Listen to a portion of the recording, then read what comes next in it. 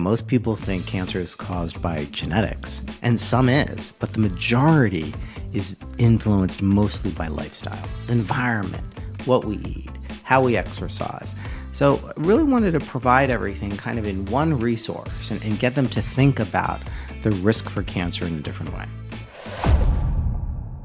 Welcome to Target Cancer Podcast. My name is Dr. Sanjay Juneja. I'm a hematologist medical oncologist in Baton Rouge, Louisiana. And today I am thrilled to have, hopefully, who I can call a good friend, a mentor of sorts, Dr. John Whyte. He is the Chief Medical Officer of WebMD and has a litany of experience in really meeting the needs of Americans and the community, both in a preventative care setting, as well as with just straight education on, okay, well, what is diabetes and what is cancer? He's a best-selling author. In fact, I wanted the How to Beat Cancer book, but that's in my office. But I also have your diabetes one, and I'm just Hold on, Dr. Juneja. Yeah, super thrilled to have you. I'm sure you have it somewhere. I'd be a bad author if I didn't have a copy somewhere. There we go. Take control of your cancer risk. That's it. So how are you doing this morning? I am well. How are you? Thanks for having me. It's always great to chat with you. Likewise. What made you decide that you wanted to make the book on, the cancer risk part? Was it that you started seeing like a big kind of concern about it? Did you want to learn about it yourself, to a higher degree? I always meant to ask you what inspired that. Sure. And I'm an internist. I still see patients. I only do it 1 day a week. And I've always been interested in the concept of prevention. And it's really a difficult diagnosis, you know better than I, when you tell someone that you have cancer, right? That's really the word they want to avoid, more so than even heart disease. Yet we have this guidance, this data, in terms of how we can reduce risk. But I know I haven't always done it well. I know many of my colleagues don't talk about it enough. And then there's confusion over these genetic tests.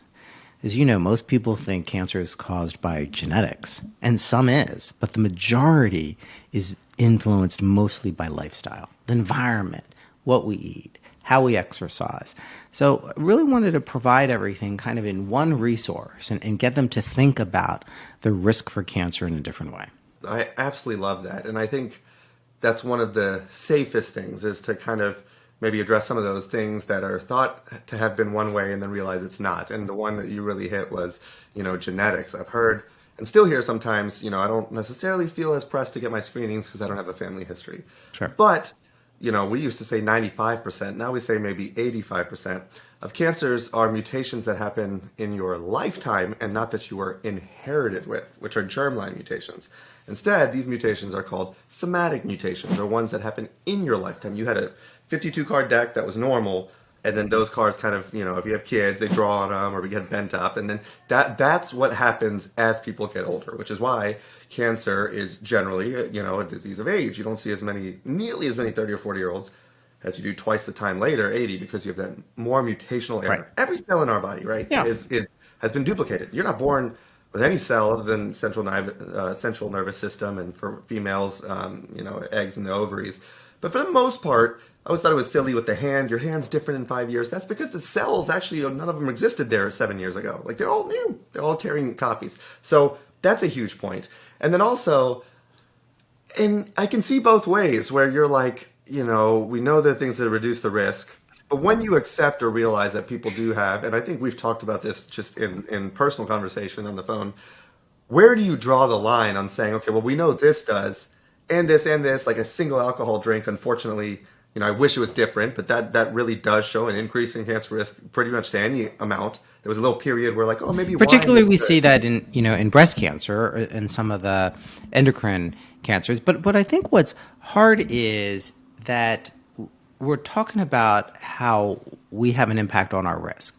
And I talk about in the book, you can follow everything in this book and do everything right and still get cancer because of those inherited mutations that you refer to.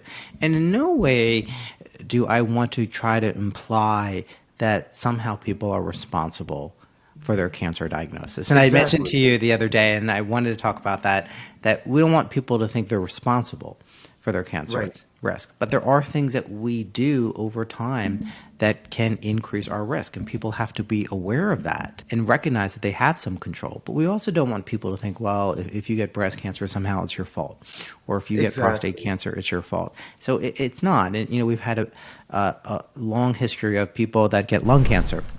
Somehow, we talk about how they're at blame for it, and that's much more complicated than that, about addiction of nicotine. So it's the overall concept of, as kind of this wellness approach to care, including cancer. 100%. And kind of identifying into yourself where on that line you want to fall and are comfortable with, right? You gave a great example. I mean, we have plenty, most smokers that smoke even two Yeah. packs a day will not get lung cancer. And yet we know 10%, 10 to 15% of lung cancers are never smokers. So, I mean, that fact alone can tell you, yes, you can do everything right to mitigate your risk. But at the end of the day, whether you call it serendipity or divine or fate or whatever, it's not something you did or didn't do, Sure. because there are plenty of people that drink alcohol that never get cancer. That's right. Plenty of people that don't, that do. So it's more where you People feel always that think they're going to balance for be that healthcare. one, Dr. Juneja. They all think I'm going to be that one that is going to Right. smoke and not get cancer, or I'm going to be the one that, has an unhealthy lifestyle. And I'm going to be fine because I know plenty of people that are worse. I hear that time and time again. And then more often than not, they're not the person that doesn't have any problems. And you never really know anyone's complete, health history. The other thing is, this book came out during the pandemic when people weren't getting screened. And that's a big issue. As an internist, I always see patients who delay colorectal cancer screening, who don't show up to the colonoscopy. I mean, the good news is we have a lot more tests nowadays for colorectal screening. But even in mammography, we see people miss their screening intervals.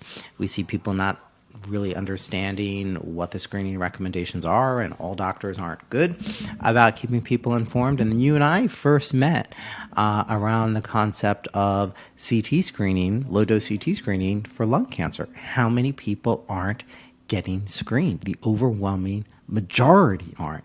So how do we empower people with good, credible information that allows them to take some ownership of their health? I love that. Is that in a minimum is what we are responsible for as a medical community and physician provider community. Equip, patients in the community to at least know what their choices are, what's indicated, what the data shows. Because if something happens in us as the medical, side of this country Yeah. in healthcare, if someone did not know, was not aware, then that's a drop on our part, right?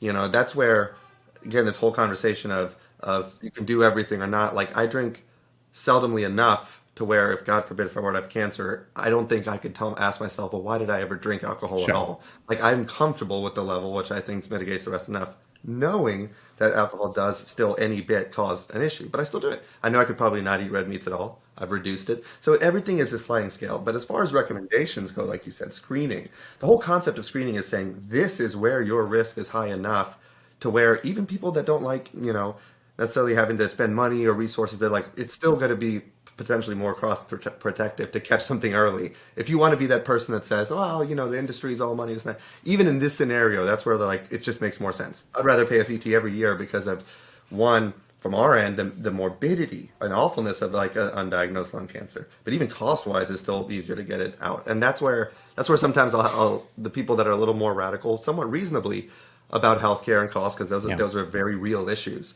I can say, well, think about it this way: these screenings are getting paid for by somebody because it's still probably cost beneficial, because it just helps your Yeah. chances of not having something terrible. Yeah, and I'm in Washington, D.C., as you know, so there's a lot of political aspects to this actually going on right now.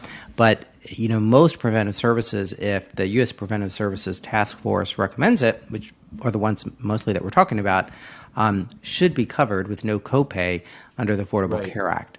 Sometimes there's confusion because there's added costs about, reading certain tests, but we don't want people to miss it because of fear of being able to afford it.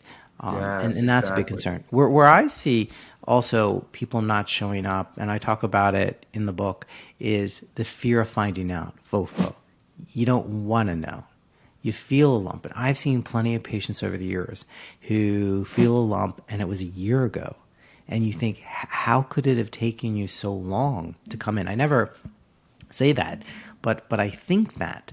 And as you start to have an understanding with your patient, that it's often they didn't want to know. They didn't want to Right. have it impact their lives.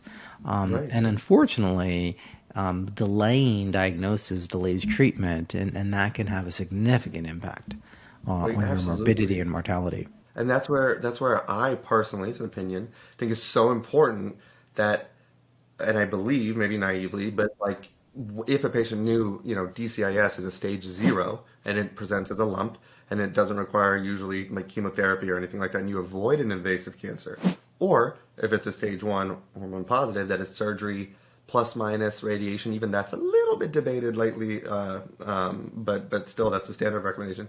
I think if all patients knew that, perhaps they would say, "Oh, I want to get this out before I need chemotherapy or it goes to lymph nodes and spread." But if they haven't been taught that, and the Yeah, fear is what they experienced with cancer in their loved ones or heard about it in previous generations, they are fully reasonable. Like that is like sure. rational, right? So that's where, again, where it comes on I don't us. think I most think people think through that though from the they beginning. don't, That and that's why because we should be that's not teaching their that, or at knowledge least base. Yeah, I don't exactly understand how my TV works or my right. laptop. I don't think about the challenges of it. But you want it fixed, and everyone's kind of at a different point in their life too. And it's just frustrating because despite the advances that we've seen in cancer treatment, still hundreds of thousands of people die from cancer every year and are diagnosed. Right, 100%. And that's where, and, that's why I do my social media to large degrees education is because, I see firsthand that some people, I pride myself. I haven't said this on a podcast before, but at home, like, I have really good, like, Southern, like, patients that come in. And there's not a small number that are just they're 65, 70, just very scared of the colonoscopy or whatever. Sure. And then I'll tell them, like, like, let's first see if you're iron deficient. So iron deficiency is missed a lot to basically propagate investigation on where is your iron going. Do you Hmm. have a gastric bypass? Do you have a stomach surgery? Oh, so you don't have any overt reason why you would just stop absorbing all of a sudden? Well, let's look at the other most common thing, which is blood loss, right? Get the urinalysis, see if there's Hmm. microscopic blood cells, because you can have same stage 0 in Hmm. situ bladder cancers, little renal lesion, cut it out, kidney cancer cured. Like, they're very easy fixes, but the investigation needs to happen. But I pride myself on the fact that when I explain, I found to someone that comes in and reasonably is like, I feel fine. I say, you're going to feel fine if for anything that's early and not spread, but they can literally conceivably snip it out and get that pre-cancer out, Right. their tumor. And then when they go, and then it's like tubulovillous adenoma, so it's like the scariest thing short of a cancer. Then all of a sudden, they almost say, I have one last week. She was just like, "Thank you, doctor, let me do this. Like, I actually do. Like, I say I didn't matter, but I feel so much more at peace knowing." And she had this big polyp that 5-6% chance of turning into cancer in 5 years. But it's nothing I did. All I facilitated was just understanding that it's like not necessarily a, "Oh, you have a terrible cancer, life's over." Instead, like, "Hey, let's find something and hopefully avoid a really bad problem." But we have So, to but you help know that as people, well. understand these issues and empower them. And they're not going to come to you first. They're going to come to me, Exactly. someone like me in primary care, and I'm managing 10 other things. And they have a low hematocrit. Right. So now, because I didn't order iron studies to begin with, because that's not a typical routine study, Right. is they're going to have to come back in. Right. I'm going to get some more lab tests. And then I'm going to have to do some additional tests. And now all of a sudden they feel okay, perhaps, Hmm. and I'm subjecting them to all these tests, and then all of a sudden, I'm saying you might have cancer, and they're saying I don't feel any different. So there's that population too, and sometimes the workup turns out to be nothing, and then they end up spending a lot of money, and they get frustrated over that. So it's really the system as well that sometimes works against patients, and we really need to empower them with the information. I wish we had more time to talk to each patient about it. Yeah. So by the time they reach you, they're already in a different mindset because they have that diagnosis, and now they're more prepared um, to go on that journey. But getting to you is also a challenge as well, Yeah. all too Yeah. often, and it's something we have to fix. Yeah, that's why I try to catch. If they're just sent to me for a white count that's up from steroids or whatever, I make sure to kind of look at Hmm. that piece. And sometimes, like, I thought I just came here for my white count. I'm like, but we just need to know. We just need to make sure. Chances are it's nothing. Chances are Yeah. it's a benign little gastric ulcer or whatever. But and then they're like, yeah, I want to know, So, but it's There's been a tricky. lot of It's very talk tricky. about that we should revise the CBC in terms of all the measurements that we put in there. We don't use them all, and it can be confusing to It's doctors. stressful But then we for also patients. talk about, oh, now we need to add calcium to our measurements. We need to be thinking about multiple myeloma. We need to be thinking about other conditions. So we really do need a more comprehensive approach to Who cancer does this? screening. Who Pardon me? makes these decisions? Who makes I these, don't know, like, guidelines. who's So, we? it'll be, American College of Physicians, American Academy of Family Physicians, but it has to be promulgated. Doctors have to follow it. But I also think it's important, Dr. Juneja, at times for patients to think about it. I like when patients say to me, "Oh, Dr. Whyte, everyone wants a vitamin D because they've heard about vitamin D deficiencies, but sometimes based on their family history as well." Maybe they do need a calcium. Maybe they do need, iron deficiency, testing. Maybe they do need some other testing that maybe aren't as routine. But we're not always the best history takers, especially nowadays, in talking to patients about their genetic risk. And then, how do we help them interpret these genetic testing like 23andMe? That can be very confusing because it looks for a very small number of and you correct me if I'm wrong because you know better than I, inherited mutations, right? So for breast cancer, it's BRCA1, BRCA2, but they're only looking for a few variants in these different types of cancer. So sometimes patients will take these tests and it'll tell them they have no variants. And there's lots of disclaimers and very small print, but it's very hard to read. That's not their get out of jail free card either. And sometimes people think that, oh, I took a test, I'm not at risk. And that's not completely accurate.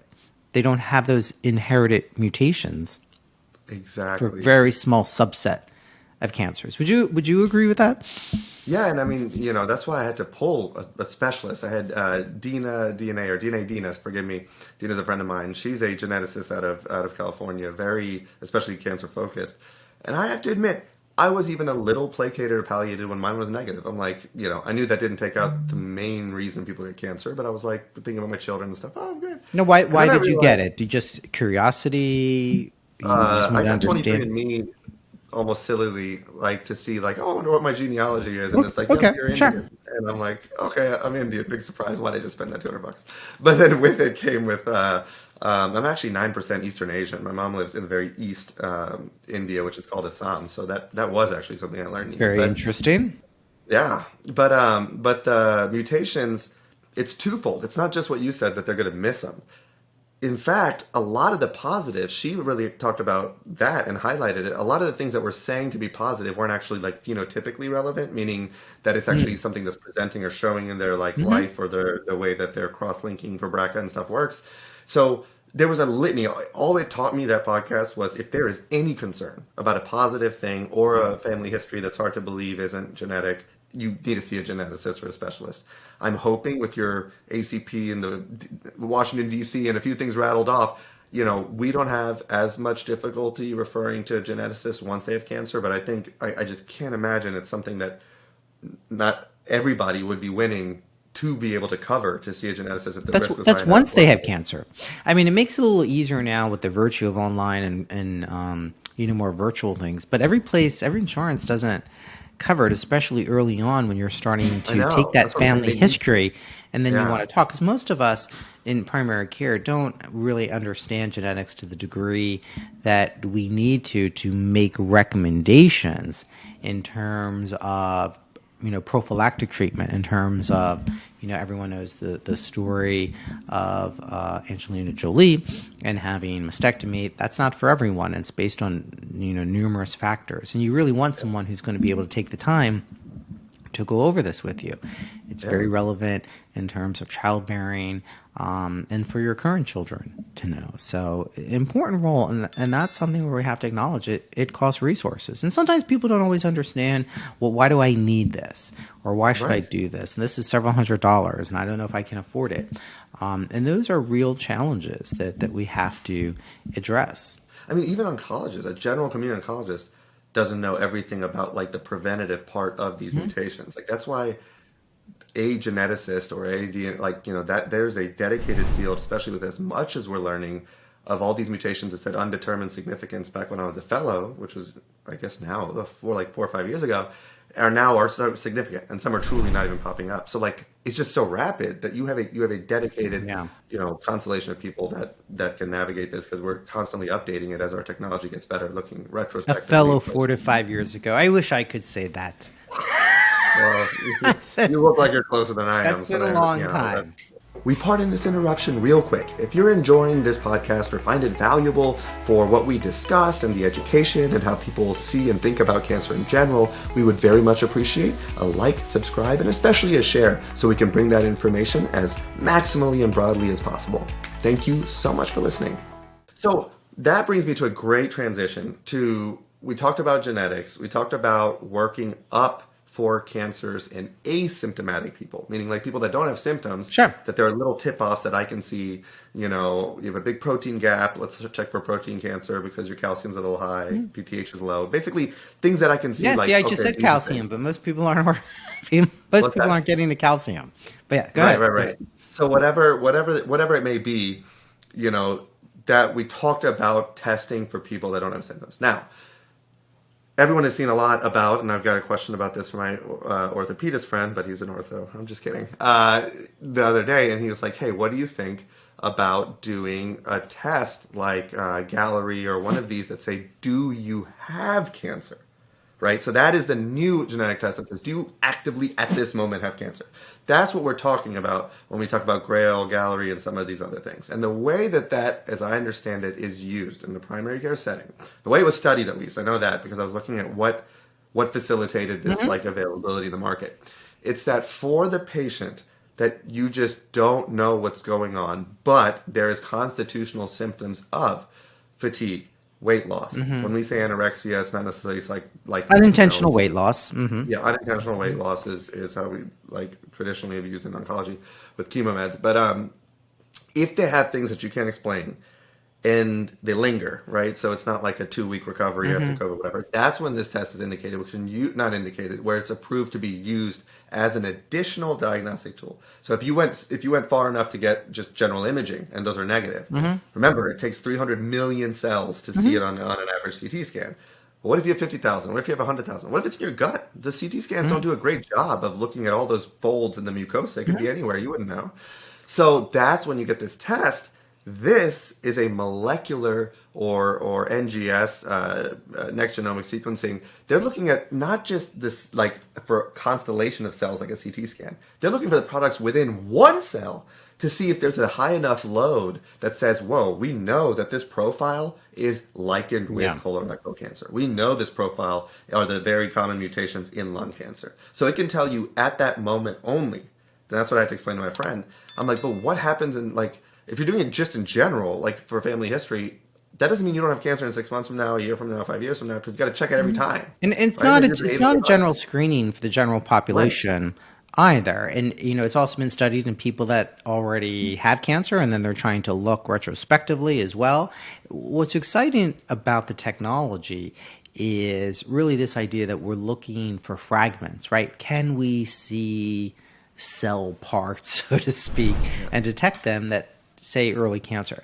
I think these are going to continue to get better, but today there's still no test. As before we had this, people would be like, isn't there a scan? They all think like a sci-fi scan that it can scan their body and tell them if they have cancer. We don't have that. That's not what CT scans does, or PET scans, or MRI.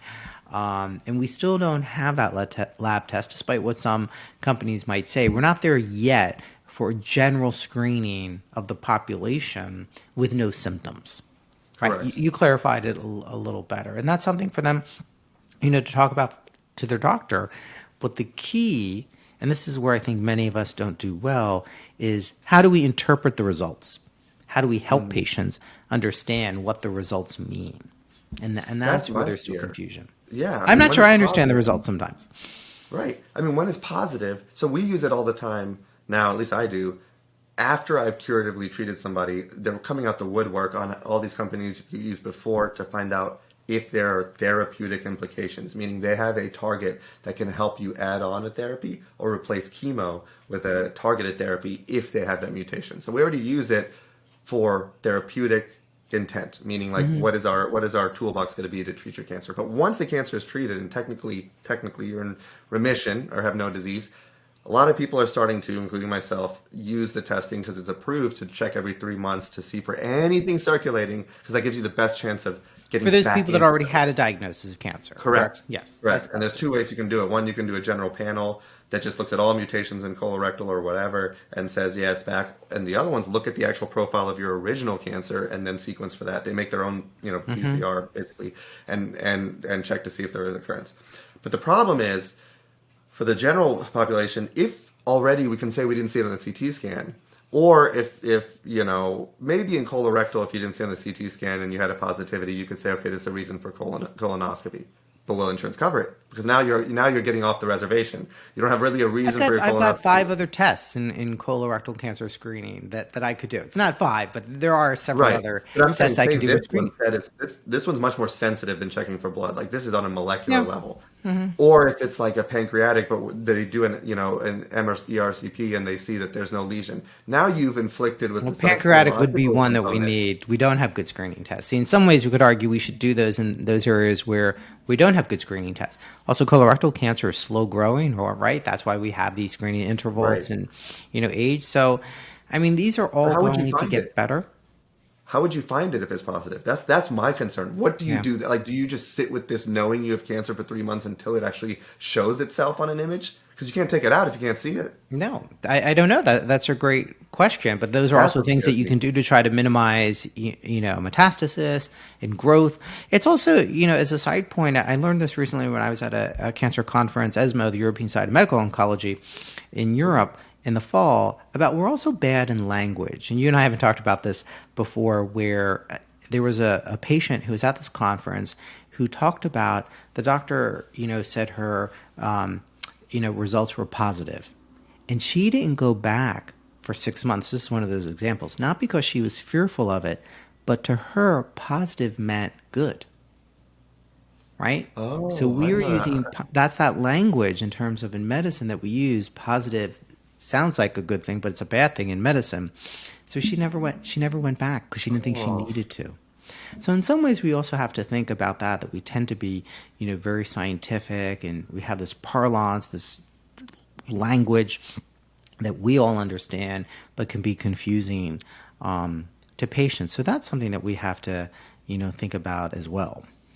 yeah, yeah, 100%. Another example is progressing. So, like, sometimes if Emily will say, so we'll get another scan in 3 months and make sure we're progressing, as in progressing on, like, making gains on the metastatic Yes, cancer. no, I I'm like, know. we do not use that word. And I'll tell them, I'm like, we don't use progressive because, like, we say cancer's progress, but, colloquially. And so I don't really, that word in positive and negative, I like half joke, but then when I say it like that, all of a sudden they stop laughing and they're like, oh yeah, no, we're not going to use those terms. I'm Yeah, like, exactly. So it's very challenging. But that's the reason for my social media, John. Like where that's I'm right. trying, like I've spent so many hours, from family and all, just trying to have these little decks or somehow, because there's just so much to be done. And the worst thing is, it's one thing to not have a solution, but the worst thing is if bad things are happening because of a lack of communication or education or that kind of integration of what we know in medicine and what non-medical people are provided with, if there are drop balls because of that, those are the things that give me IBS, for Yeah. example. Like, How, right, they how stress much me does out. how much does the environment play? Because here we can talk about all these things we can control. You can't always control where you live. You don't necessarily understand what's happening in your soil or Yeah. the ozone. So what? Modifiably, I think modifiably environment, it's just hard to say. Like, I don't think it's as big for the modifiable, short of not roasting in the sun, right? Like, if you work around a lot of, chemicals, we have a lot of patients that work in chemical plants, and sometimes, at least some of the older patients that have, before better measures were taken for inhalational stuff, like that's usually, bone marrow disorders, myelodysplastic syndrome, We don't see and those as some other much anymore, stuff. though. You Do don't. we? I see a good bit here, but those I think are Based more on the chemical employment based. of where the sun is a great example. It's now Yeah. getting warm. People are out in the sun. I do always tell people about sunscreen, especially when I see people burn and tan. And I'll be honest, sometimes they'll like roll their eyes, be like, and then it's sad because when we see people that do develop melanomas, other, cancers. Not all are associated with the sun. They all say they wish they wore sunscreen because they can be Oh, I know. And disfiguring, every they can cause survivor I major have, problems. So that's one thing yeah. we always have to remind people: sunscreen, sunscreen, sunscreen. I'm very proud. A lot of the survivors, the younger patients that are 20s, 30s, they go all of a sudden on this like huge soapbox on their social media, Good. like tan beds are terrible because they don't want anyone to go through it. And to me, it's just so humbling. So I like practicing cancer will always be humbling. You Hmm. just see this tremendous strength and things you admire about patients and people all the time. Hmm. But they just don't want anyone to go through what they went through. That scare, oftentimes, if they're in their 20s and 30s when they had young kids or were thinking of not even having kids yet and wanted to. So that sun is a big Yeah. one. And then ever since I learned about uveal melanoma, I still don't do a good enough job about wearing sunglasses. Mm. Let alone, you talked about 23andMe. My thing told me I'm going to have macular degeneration and all this stuff that comes with sun exposure, and I still don't wear sunglasses enough. And so that's talking about That's a modifying good what I point. need Yeah. to. I don't Like either. yeah, and if you have lighter eyes, so my wife has blue eyes. She did hers, and everything was like for the eye stuff because you even have less Hmm. melanin blocking the stuff. So that's another example of not from the rare cancers from my end, but just the health of long Yeah. term. Interestingly, John, you're gonna love this. I had from Pitt, I had a wizardry, PhD from Harvard, and he was telling me he's studying regenerative medicine, Hmm. okay? And Dr. Michael Levin. And he asked me, like, all this stuff is that we're talking about is regenerative. So imagine for macular Yeah. degeneration, that's because the macula can't regenerate. We don't know how. But Major imagine you cause of could. blindness. Right, exactly. And anything else like your arthritis that we can't regenerate. If you get a spinal cord injury, you can't regenerate. He asked me, do you know the one animal in existence that is the impetus or the holy grail of sorts on saying that it can be done, regenerative medicine in this world? Like it is the thing, it is the one animal that everyone says it is conceivable and therefore humans should be able to regenerate any tissue in their body. And It's that's what something has smaller. It's like an octopus or a slug or something. I should ask close. my. Flatworm. Oh, A okay. flatworm. If you cut a flatworm, it's like butthole, it's left pinky, its nose. The whole flatworm will regrow from whatever piece of that Hmm. platform that you had, including spinal cord, brain, and get this, even the memories it had. Because Oh. it's gonna go back I up don't in know how they test differentiation. that. That's interesting. Yeah, like because they go back up into like the reason we can't regenerate is all of our cells, our stem cells differentiate, and then they can't go back up. That's the whole concept, right? So spinal cord kids until 5 or 6, they can actually still regenerate their spinal cord and brain stuff if Hmm. they have injury. That's why seizures at 3 years old is much worse than 30 Yeah. because when you have permanent damage, you don't have those cells to regenerate centrally, mostly. That is the whole concept of regenerative medicine. And they're even studying it in cancer. They're like, how do we go backwards in the cancer cell process Mm-hmm. to say, forget killing them? Can we make them just go back up and then Yeah. come back down without that air that they had? Well, And then that's there's all interesting because, in diabetes, we used to say that once beta cells lose function, they're done, that they can't regenerate. exactly. But now we're starting to think they may not regenerate, but can they regain function? Ah, That's right. some new thinking in terms of reversal of diabetes. That's for So, type I 1. mean, it's amazing amount of innovation that we have, in this area. But again, this goes back to if we can prevent something from happening. It's the same in type 2 diabetes. Type 1 is very different. But if we could do that in cancer, that would make all of our lives, much easier. Yeah. So that's something to think about as well. And as you know, people in their 20s and their 30s, they're not thinking about preventing cancer or preventing heart disease. They're thinking about how do I start a family? How do I succeed in work? How do I enjoy life? And it's really this mindset. And what I find is people always think I'll deal with that later. Right, I'll address that later on, Me and what too. we have to remind them is it's the daily choices over time that add up. So when we talk about healthy eating, it doesn't mean you can never have a hot dog, you can never have a hamburger or ice cream. It just means you can't have it every day. It's those daily choices that add up, that are cumulative, that are going to have an impact. And all too often, people don't associate their behaviors with some symptoms or activities. I see a lot of runners, and then people come in with knee pain, and I'm not making this up, and I say, you're going to have to reduce your running. And they'll be like, oh, Dr. Whyte, I've been running for 20 years. I've never had any problems. Right. So they're thinking it's not related. And I'm like, it's added up over time. It's cumulative. And now It's you're starting to degenerative, yeah. have, and it really takes several visits to get them to understand it's related to your running because it's added up. It's the same thing with weight.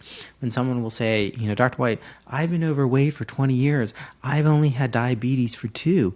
I don't think it's, because of that.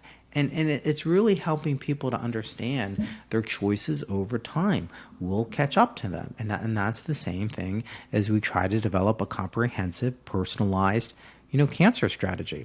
And then it's also, we tell people you need to eat healthy, you need to lose weight. And they don't give them guidance. And one of the things I've learned by writing books and seeing patients is, the publisher will always say, you have to have a meal plan. You have to have, an exercise plan. You have to tell people what to do. That's what they want. And you don't want them to go elsewhere for bad information. So, I don't know if you go over all that with your patients, but that's not something that we're typically trained well in. We often don't have time to do it. Most doctors don't get paid to provide that. So right or wrong, they don't provide it. So it's really about empowering people with information. At WebMD, we say better information leads to better health. And I really do believe that. Because there's so much that people can do to impact their health, which they may not think, Sanjay, that they can do, right? Mhm. It's all fate for a lot of Yeah, people. it's all fate, right? Or it's like it's happening to me, and that's our fault. That's not their fault. Like it's to educate. You're Yeah. exactly right. One of the examples I use sometimes, and to make it, not to make it any smaller because it is a bigger issue. But when you take your car to like the Mm-hmm. mechanic, right? And you just, it's the same way with the why didn't I did this didn't happen 3 years ago. Like the brakes start like not being able to brake as much. You start hearing a sound. If you don't change your oil beautifully, you start having permanent, Mm-hmm. like sediment into that Yeah. engine that's like a downstream later be an issue. And then the same thing when sometimes when I go, and I've now taken it upon just to learn, just because I don't like being clueless about something. I think most of us can relate to that. When they say you need this, and the bill is like $9,000, it's a lot harder for me. To me, and I say that's the same thing as you need to lose weight, you need to eat more fruits and veggies, you need to like basically start running 4 times a week for 30 minutes. See, this is the cardiology recommendations, but you're not explaining why or Yeah. what that sympathetic drive on your heart does, what it means to have like parasympathetic stimulation when you like meditate and have less stress. When those are the things that make your eyes open. So same thing with the mechanic or the auto shop.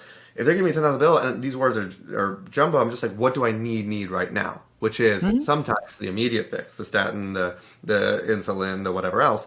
But then when I learn, well, they're like, well, this one is the one that Mm-hmm. pumps through the intake and makes all the air blow out in all the different Yeah. ways, and you need it every 3 years. Now suddenly I feel a little more like okay with this plan or understanding, other than it just being a blanket statement. And I think we give a Knowledge lot is of blanket power, statements. and that's what you're doing in your social media. You're trying to give people knowledge, so they're empowered, so they can take control of their own health. That's You got it. really what it's about. And again, people can do everything right, but because of genetics, because of some other factors, they're still going to get heart disease. They're still going to get cancer. But hopefully they'll be in a better place. Hopefully it'll occur later in life. Hopefully the treatments will work for them. We're not saying people can't have fun. Sometimes I feel patients think the healthy choice is the choice that's not The fun vanilla, the or unsexy, enjoyable yeah. or whatever. And that's not true. There's lots of things that you can do in terms of healthy eating, in terms of physical activity that you can enjoy and that can enrich your life. So that's the important element too. It is. I always say it's never binary. I'm like, don't have this switch. Like it's like I'm gonna be healthy. I'm not. Like I'm gonna start running and da da da. I'm not. I'm like, just dial up just a little bit here there. Even myself with a podcast with Dr. William Lee, who really went into like specific vegetables and fruits. I used to always avoid the salads, like and all this stuff at lunch, and the kind of fancier little, Hmm. stuff that you see that I'm like, oh, these are granola, kind of things.